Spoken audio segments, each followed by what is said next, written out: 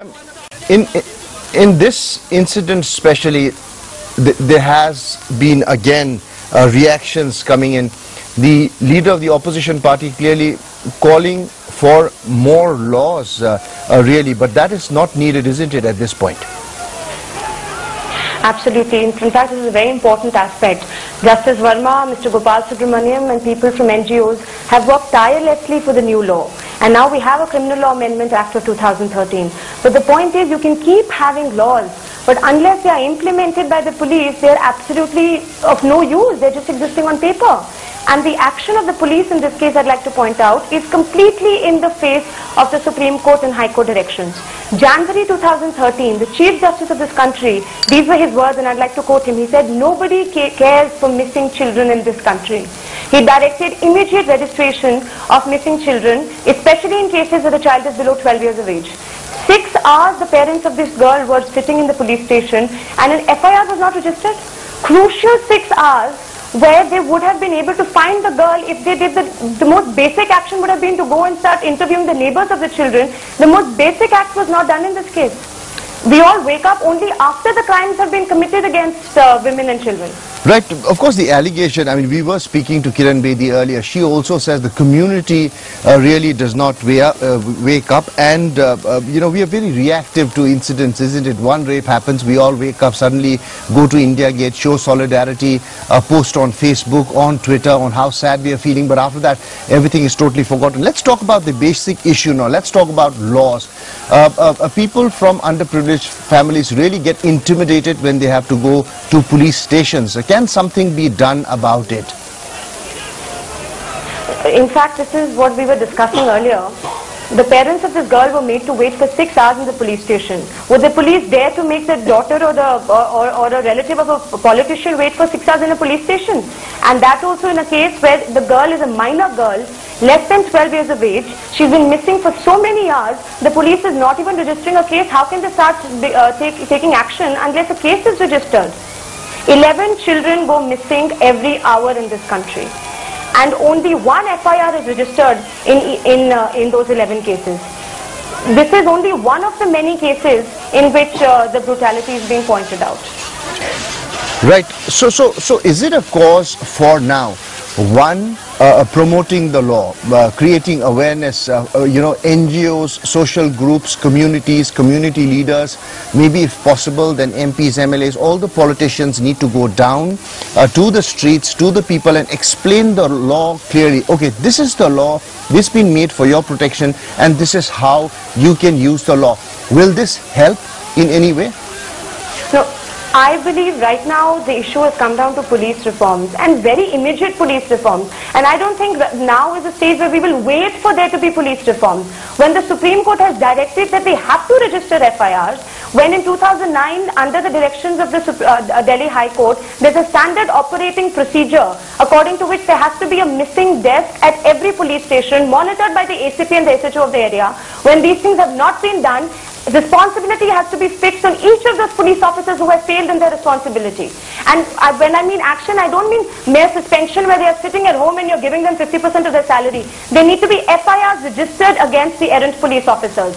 We've been seeing images of their ACP who has slapped the protester. Just suspending is a complete disproportionate punishment. This is assault. Why has an FIR not been registered against that police officer? And how can they expect, how will education help if this is the way in which the police is reacting? This is the kind of confidence that they're building in the people. Right. That's the question that I wanted to ask you. What happens now? In this specific case, let's get down to the micro now. One, the police did not file an FIR for over 6 hours. Number two, again, allegation. They tried to bribe the parents, saying, okay, the girl has been found, she's safe, you know, all is good. So in this particular case, what kind of action, what kind of FIR, according to our laws, should have been done against these police officers immediately? See, as per the new Criminal Amendment Act, Section 166A, there can be and there should be action taken against errant police officers who have derelicted their duty and failed to take action in cases of rape and sexual assault.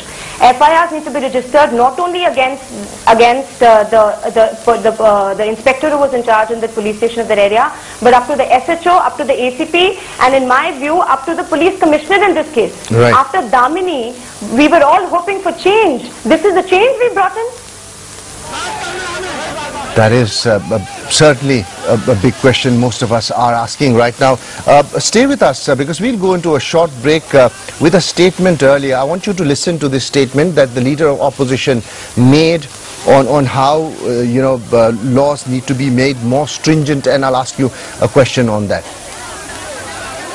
इतना गुस्सा फूटा है लोगों का, कानून सख्त हुआ है, अब ऐसी घटनाएं नहीं होंगी, लेकिन उसके बाद से लेकर लगातार इन घटनाओं ने जोर पकड़ा। ये एक बीमारी आ गई है, मानसिक बीमारी।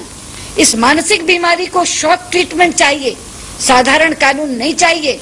इसलिए ऐसे लोगों के लिए भी फांसी का प्रावधान हो, ये मैं चाहती हूँ, और इसमें देर नहीं होनी चाहिए। प्रधानमंत्री और गृह मंत्री को तुरंत इस पे बैठक बुलाना चाहिए और इस कानून को और सख्त करना चाहिए।